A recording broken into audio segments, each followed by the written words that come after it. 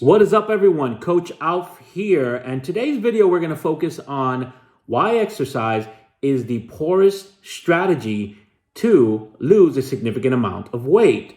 Now, I'll explain, but full disclosure, I don't want to be misunderstood.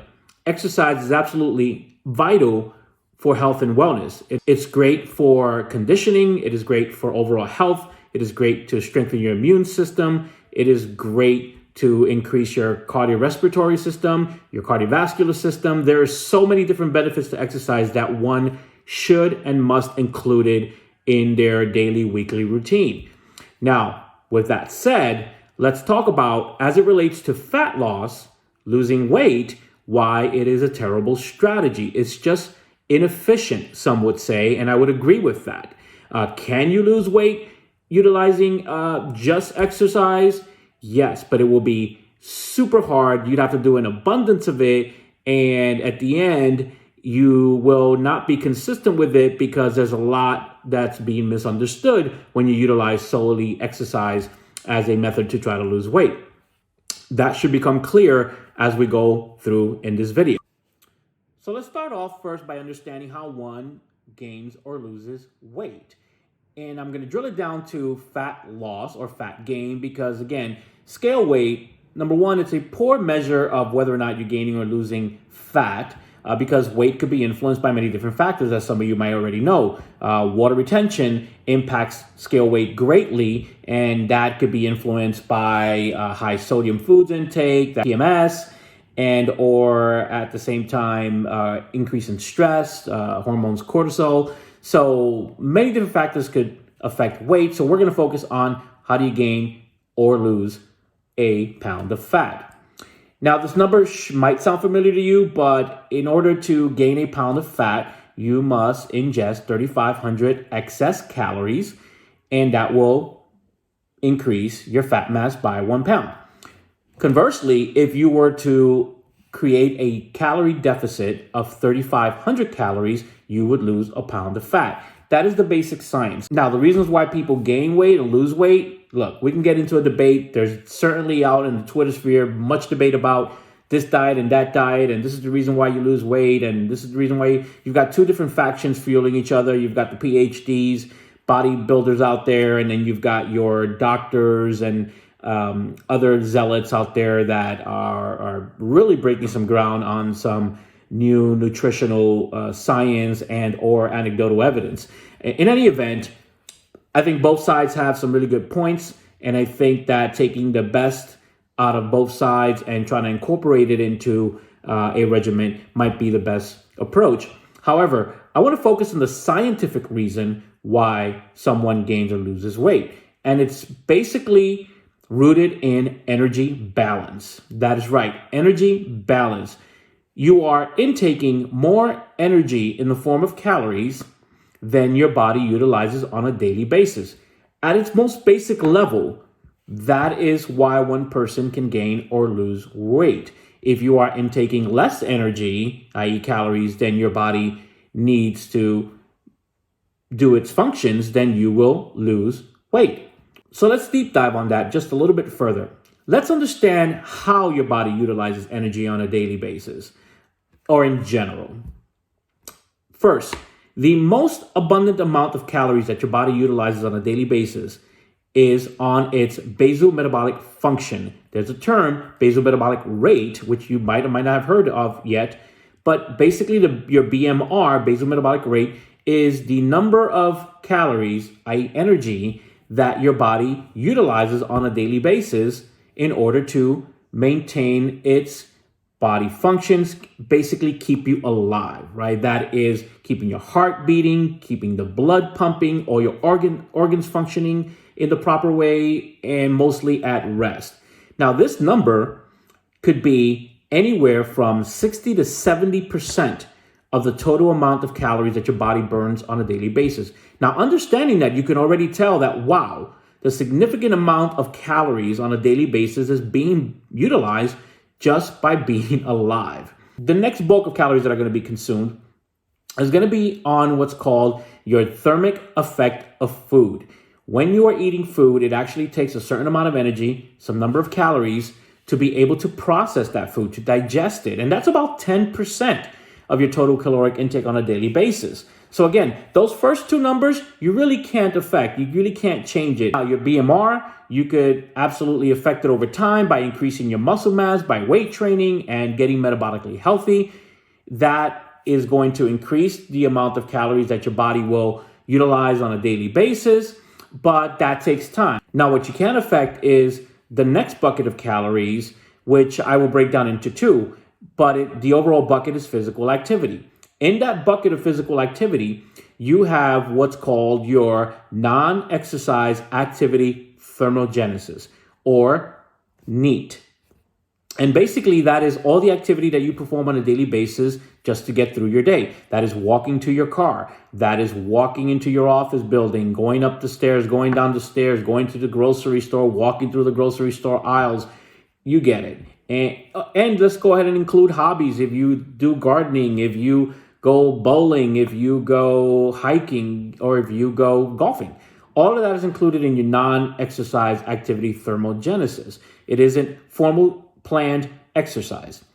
The last bulk of it is exercise. But going back to NEAT, you are utilizing anywhere from 10 to 15% of your caloric daily intakes to get you through your NEAT activities. And then finally, in your exercise activity, you are utilizing anywhere from 5 to 10%. So already you can see that formal exercise, that is getting on a treadmill, getting on an elliptical, going out for a run, you're only going to burn about 5 to 10% of the total calories that you consume on a daily basis. Where in fact, you intake 100% of the food that you're intaking on a daily basis as energy. So you can't really outrun a bad diet, right? So if you're eating excess of calories, this is where you see that exercise, and it is really going to be very difficult to burn off anything in excess of your daily caloric requirements. So now that we understand the theory, let's create an example to try to really understand it in the real world. Say you go on the internet and you look up a plain BMR calculator. There are many out there. It doesn't really matter which one you choose. They all pretty much utilize the same formula. You're going to input your height, your weight, and your age, and it will come up with a number, and then it'll ask you to multiply it by an activity level. You just click on whether you're sedentary, moderately active, extremely active, whatever the terminology, and it'll give you your number. And let's just say that you find that your total caloric intake for the day should be 2,500 calories, 2,500 calories. And now you're going to start your mission to try to lose weight by eating 2,500 calories and trying to create a deficit through exercise alone. So you go to the gym, you get your membership, and you start off the very next day getting on your favorite machine, whatever it is, whether it's the Stairmaster, the treadmill, the elliptical. You get on that machine, you pump up your music in your earbuds, and you start going at it. And you're exercising, and then you're done 40, 45 minutes later, maybe 50, depending on your effort. You see that the machine says you burned off 500 calories. So you go home happy that you burned 500 calories. You do that every day for 7 days. You are now calculating that because you burned off 500 calories for 7 days straight, you created a caloric deficit of 3,500 calories. You get on the scale after this nice hard week of all that effort, and you see that the scale didn't move in the right direction. In fact, you might have even gained some weight. Well, why is that? Let's go ahead and analyze this. Well, first of all, you need to understand that when you get on that machine and it says that you burned off 500 calories, problem one with that is it's not exactly 500 calories more that you burn, because your body is burning calories consistently. Remember at the top of this video when we talked about BMR, that's happening every minute of the day. No matter what you do, whether you're sleeping or moving around, you are burning a certain level of calories. What's going to influence that is how much activity you're doing at that point. Now, if you were at rest, you can calculate this as well. You can use one of these trackers. It'll give you a nice ballpark. But if your caloric intake is about 2,500 calories on a daily basis, you probably would have burned off somewhere around 70 to 100 calories anyway, again, depending on your activity level. So let's say 100 calories is what you normally burn off in that hour, right? But you went ahead and the machine says that you burned off 500 calories. So let's deduct 100. Again, just rounding to make the math easy. Let's deduct 100 and now you're down to really 400 calories. Well, here's another problem with that. Those machines are notoriously over-reporting the amount of calories someone burns doing exercise. There is study after study after study that shows that those machines are off anywhere from 30% up to 70%. I've even seen it as high as 80%. But let's take the low number, right? Let's say that caloric report is off by 30%, which means that you really didn't burn off 500 calories. You burned off 350 calories, right? Minus the 100 calories that you would have burned off anyway, you're now down to 250 calories. Now, while you believe that you were burning 500 calories a day, you really were burning somewhere around 250, 280 calories a day. When you multiply that by 7, you're talking about 1,700 calories a week, or 1,750, maybe 1,850. Again, that's about a half a pound weight loss a week as opposed to the 1 pound that you were expecting. That is if you don't commit these common mistakes of people who utilize only exercise for losing weight. Mistake number 1, there is the compensation effect, right? You are working out very, very hard, 40 to 50 minutes a day, and you are fatigued. You get home, you are tired, and because you worked out, you just want to rest. You feel like you don't have the energy to do anything else. So you lay on the couch and you watch TV when you probably would have, had you not worked out, you probably would have done some activity like maybe you're gardening or sweeping the floor or vacuuming or taking the kids out for a walk or taking the dogs out for a walk. You tend to compensate in the other direction. You say, well, I exercise. And again, not that you're doing this consciously, but just because your body might get tired of that exercise session. So you go home and you don't do the activities you would have done anyway. So now really you would have burned off those 250, 200 calories and 80 calories anyway throughout the day. But because now your NEAT activity has gone down, whether inadvertently or on purpose, you're basically at a wash. So first you thought you burned 500 calories. Now you realize you really only netted about 250 calories. And then you decrease your NEAT activity. And now you're really down at a 0, or maybe even worse, you burn less calories than you would have on a regular day without exercise because the exercise that you performed got you tired or fatigued or gave you a false sense of security. The second pitfall, the second mistake that people make when they're working out or using exercise as a primary strategy to lose weight is the false sense of security that, hey, I burned off all these calories at the gym. So when you get presented with, hey, I'm at a Starbucks, perhaps I'll have that mocha frappuccino and a venti. And that's a drink that potentially may have 500-600 calories. So you go ahead and you down that because you say, hey, I worked out hard this week. I deserve this treat. So now your 1,700 caloric deficit, again, you thought it was 3,500, but it's really 1,750. You now tack on 600 calories back on of that 1,750 that you created. But then guess what? Wednesday rolls along and someone brings in donuts at your job and you decide to have 1-2 donuts. Let's say you have 2 donuts because, hey, you worked out hard at the gym and I could afford to treat myself because I'm busting my butt at the gym. Well, those donuts now are another 600 calories, depending on the donut, anywhere from 350 to 400 calories. And so now you really just reduce that caloric intake from 1,750 down to maybe 300-400 calories. Again, depending on what you're eating. So that tends to be a phenomenon with people who utilize exercise as a main strategy to lose weight. They tend to feel this false sense of security that they can go ahead and increase or what they eat or that they can treat themselves because they're busting their butt at the gym. And then when they get on the scale, they realize either no weight loss or potentially some weight gain because they thought that they were doing one thing, but in fact, they ate more calories than what they needed to that week even with the exercise being factored in. So understanding that whether you gain or lose weight based on the scientific principle of energy balance, when you are constantly in a surplus, day after day, week after week, slowly creeping up is your body fat, and it starts packing it on in different parts of your body. You have no control of that.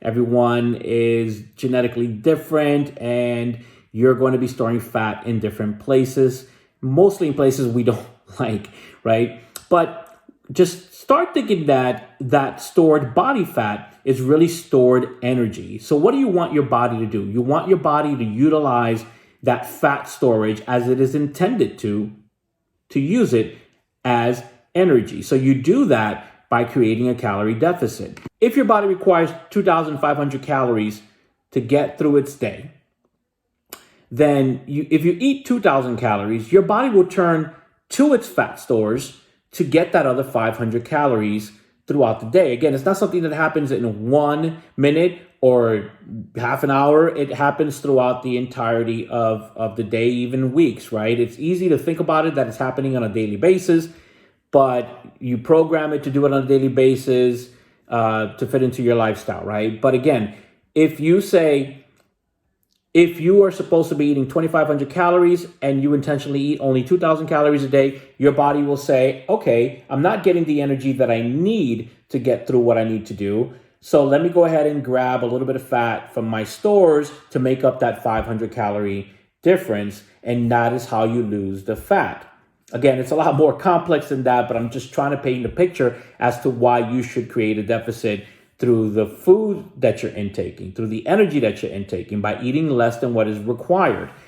Again, exercise alone won't do that for you, particularly because you have to do a bunch more exercise than you think you need to do in order to lose weight for the reasons that I've already mentioned, right? It's more efficient to just say, let's not eat 2,500 calories. Let's just eat 2,000. That's how I will create my deficit. And you wouldn't even have to do an ounce of formal exercise. Just make sure that you are keeping up your NEAT and possibly even increase your NEAT if you want to accelerate the fat loss a little bit more.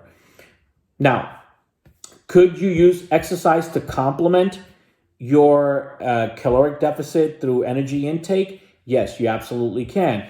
If you wanted to burn an extra 200 calories, now you know realistically you can get on that treadmill or that elliptical and burn an extra 250 calories. That could help accelerate your fat loss. But again, depending on it solely, like in that scenario that I presented, is not going to do it for you, particularly if you fall into those two pitfalls of compensation by either decreasing your NEAT activity or by eating foods that you shouldn't be, or eating above your calories because you have this false sense of security that you busted your butt in the gym 40 minutes a day so you can afford to eat that donut or that Starbucks or whatnot. And hey, because I'm making a video on creating calorie deficits or energy balance, I don't want to be misunderstood that I believe that weight loss or fat loss is as simple as that.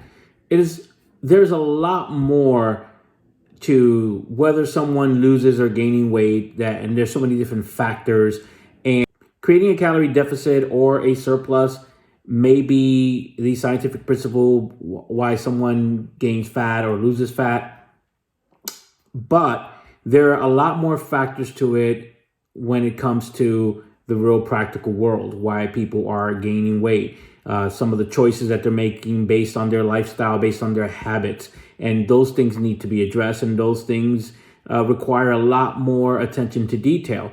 Health conditions that could affect weight loss or weight gain, and there's also just, again, life in general, right? What is your day like? What are your pressures? Is your family home like? What is your work life? All those things combined are landmines that will contribute to whether or not you're gaining or losing weight, or whether you can stick to a weight loss regimen, or whether you are gaining weight inadvertently. And those things need to be tended to as well. And I think it's important that if you are struggling with that you listen to information like this, but also consider going out there and hiring a coach. I happen to be a coach, coachalf.com. Go check it out. There are tons of coaches out there. Just find one that you think you can vibe with and start as soon as possible. Here's to some good health. Thank you for listening. If you like this information, go ahead and click the like button. Go ahead and subscribe to this channel. I'll be cutting a lot more videos with more information like this. And hey, if you know someone that can benefit from this information, go ahead and share with them as well. See you next time.